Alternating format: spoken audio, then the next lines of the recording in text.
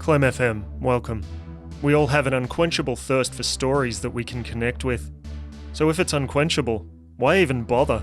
You're just going to be thirsty for more in a short while.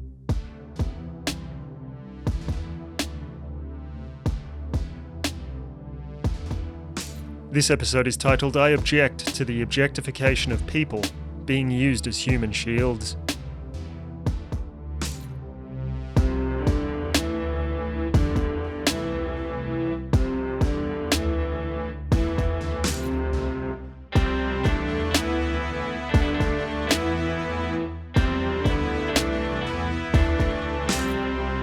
I've always had a huge problem with objectification, both its spelling and its meaning. But now that I've mastered the word's correct sequence of letters and can use it in a sentence, I feel I should use my knowledge to teach others about this horrendous thing humans are doing to each other. For those of you who aren't familiar with the word, here's a thought experiment. Imagine that the fucking rock you're living hermetically under is a living, breathing person, and pull your head out of your ass. Objectification is when a person is made to feel less like a person and more like a thing. And it happens to plenty of people on a daily basis. Take for instance retail workers that stand in display windows for too long and get mistaken for mannequins. Or stationary street performers who are treated as though they're bronze statues to have coins thrown at their feet in exchange for the granting of wishes. Objectification takes many other forms, but I'd like to illuminate the absolute worst form of it in my opinion. The use of people as human shields. Is there a worse form of objectification? Perhaps. But perhaps maybe just let me explore this idea for once without shooting everything I say down. Using humans as shields has been around since the early days of shield use. In fact, some ancient tribes' first shields may well have been proto-humans from neighbouring clans. But just because our ancestors might have used people for cover doesn't mean that it is a proud tradition to be upheld. If you ask me, we've moved far past that level of barbarity and into an age of smarter, more thinking man's brutalism, where science happily does the dirty work for us. This type of objectification teaches our children that their fellow human should be used wantonly, as sinuous armour, when we should be teaching them the importance of things like Kevlar and chainmail. Sometimes desperate situations call for the use of an aegis to keep you out of harm's way, such as whilst pulling off an ambitious bank heist. But should you be in a pinch, there are all sorts of other things you could use as a shield that wouldn't encroach on someone's right to exist, while simultaneously decreasing their chances of becoming a collateral damage statistic. A trash can or barbecue lid might be just as effective, or, an actual shield built for that purpose isn't such a crazy idea when you think about it. In fact, it's honestly lazy not to take a shield when you've gone to the trouble of planning and committing a high-stakes bank robbery. With the bare minimum of preparation, you'll no longer need to rely on civilians to be ready and willing, through coercion, to act as a wall for bullets that have been inscribed with your name. People say shields are passé, but it'd be good to bring them back into fashion. Maybe have fun with new designs, interesting colour schemes and decals that unequivocally state your religious and political beliefs. Human shields are different from hostages. Hostages are fine to take. Hell, sometimes it's downright necessary. Just be warned. A hostage does a very tempting human shield make. It's a slippery slope, so resist your urges for self-preservation and hold yourself to a higher standard. At the end of the day, you'll feel much better when you're on that private jet that you demanded from the police. Ned Kelly made an honest-to-God shield for his face. But this man was no hero. The part that no one tells you is that he wrapped children around his legs for additional protection. And we all know how that ended. With a smart aleck remark, and a death mask. A lot of people might be quick to point out that being a human shield can't possibly be total objectification, because those shields are still being deemed human. But to those contrarians I say, open your fucking ears! It's the shield part that I'm talking about. Shield, for Christ's sake! I'm still undecided as to whether a corpse would be okay to use as a shield. Let me meditate on this point and get back to you. It's a tricky one. I was once used as a human shield, and I've got to say it was a degrading experience. My ex-wife asked if I could stand in front of her while she went to the toilet in a local park, so no one would see. I felt ashamed being used in this way. and walked off halfway through her piss, never to see her again. That song Protection by Massive Attack was about a person becoming a human shield in defense of another.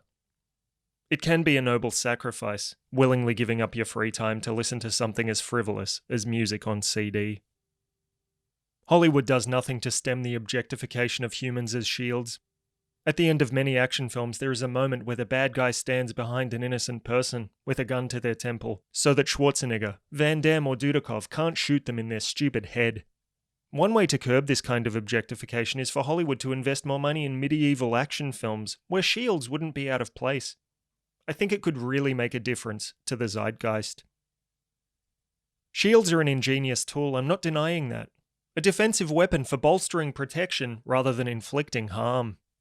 The exception being Captain America, who throws his mighty shield like it's a jaw-shattering, spine-cracking frisbee. Can you imagine throwing a human shield like that? Their body cartwheeling through the air and only coming to mangled rest when it hits the bank robber, knocking the big sack with the dollar sign out of his hands and into the arms of a poor old woman, whose eyes light up at all that money, and a cha-ching sound is heard. Needless to say, it'd be utterly ridiculous. Back in my careless youth, before I understood the harm it causes, I used many people as shields to protect myself. In games of splatterball at school, I'd cower behind my teammates and direct them into the oncoming blows, until I had no one left to act as a buffer for coarse rubber balls, being thrown with surprising accuracy at my face and privates. And when I was in a petrol station that was being held up, I hid behind a lady who was getting a pie out of the pie warmer, and asked her to pass me down a couple of sausage rolls that I pocketed while everyone's attention was being diverted by that cowardly thief. But I've since realised the damage these situations can inflict, and have been much more hesitant to play contact sports and visit businesses where cash is kept on the premises.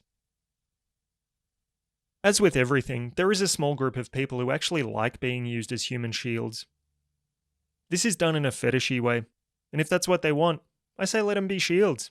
Their perversion is harming no one, but assuredly themselves. Now I know that even if we do outlaw using people as human shields, there will still be some who continue to do it. But if you've got your heart set on using another individual in this way, please, I'm begging you, give them a bulletproof vest first. It'll make them an even more effective shield. Bullets won't pass through their flesh as easily, whilst also providing them with a little protection from enemy fire for once. Even if you are using someone else's body to deflect and absorb the blow from any incoming projectiles and explosive charges, it never hurts to be considerate. Shields should definitely be human-shaped, I'm not disputing that whatsoever. Those round shields look like they were invented for round people. Humans aren't round, they're human-shaped, or sometimes slightly rounder.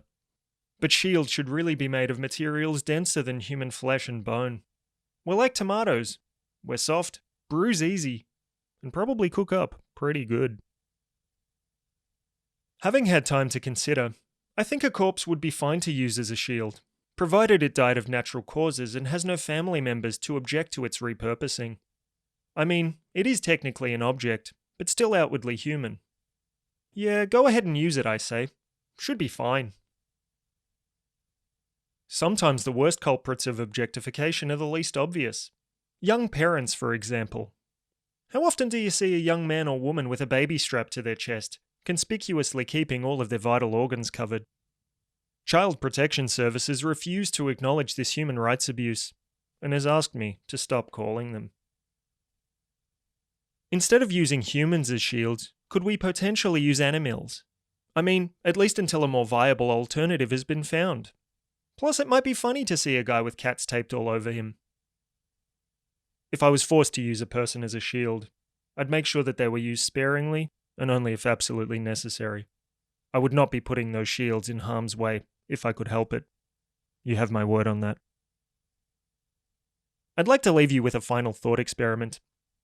The next time you're using a human as a shield, think about if that shield was your mother, and at least consider loosening the chokehold you're restraining her in.